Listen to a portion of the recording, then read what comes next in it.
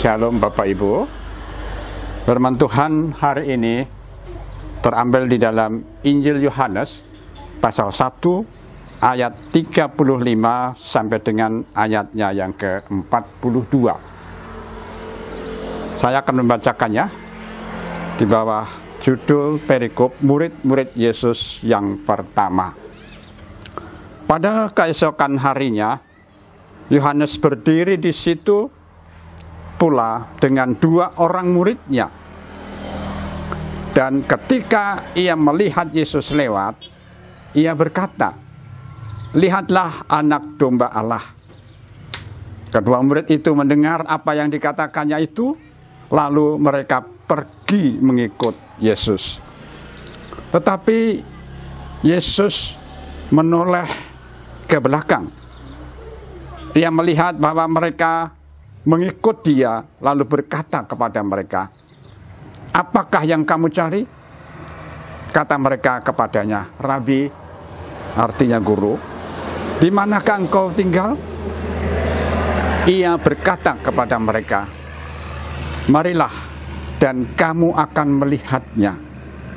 Mereka pun datang dan melihat di mana ia tinggal. Dan hari itu mereka tinggal bersama-sama dengan dia. Waktu itu kira-kira pukul 4. Salah seorang dari keduanya yang mendengar perkataan Yohanes lalu mengikut Yesus adalah Andreas, saudara Simon Petrus. Andreas mula-mula bertemu dengan Simon, saudaranya, dan ia berkata kepadanya, "Kami telah menemukan Mesias," artinya Kristus. Ia membawanya kepada Yesus. Yesus memandang dia dan berkata, "Engkau Simon, anak Yohanes, engkau akan dinamakan Kefas," artinya Petrus. Demikian jauh pembacaan firman Tuhan pada hari ini.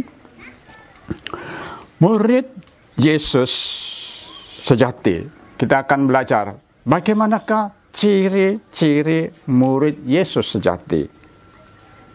Murid Yesus sejati ditandai oleh kehidupan yang secara nyata meneladani hidup gurunya, yaitu Yesus Kristus.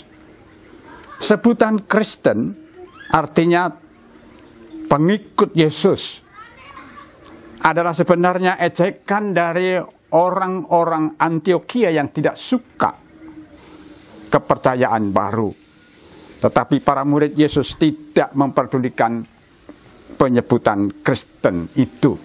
Demikian di dalam Kisah Para Rasul pasal 11 ayat 26. Esensi kekristenan membangun hubungan pribadi yang intim dengan Tuhan secara terus-menerus dan mempraktekkan kebenaran firman Tuhan dalam kehidupan sehari-hari. Dalam membangun hubungan tersebut, setiap murid sejati bukan sekedar mengetahui tentang Yesus, tetapi mengenalnya dengan dekat. Bukan sekedar melakukan tradisi agama, tetapi mengalami Kristus di dalam kehidupannya. Bukan hanya sekedar menjadi orang saleh, tetapi menjadi seperti Kristus.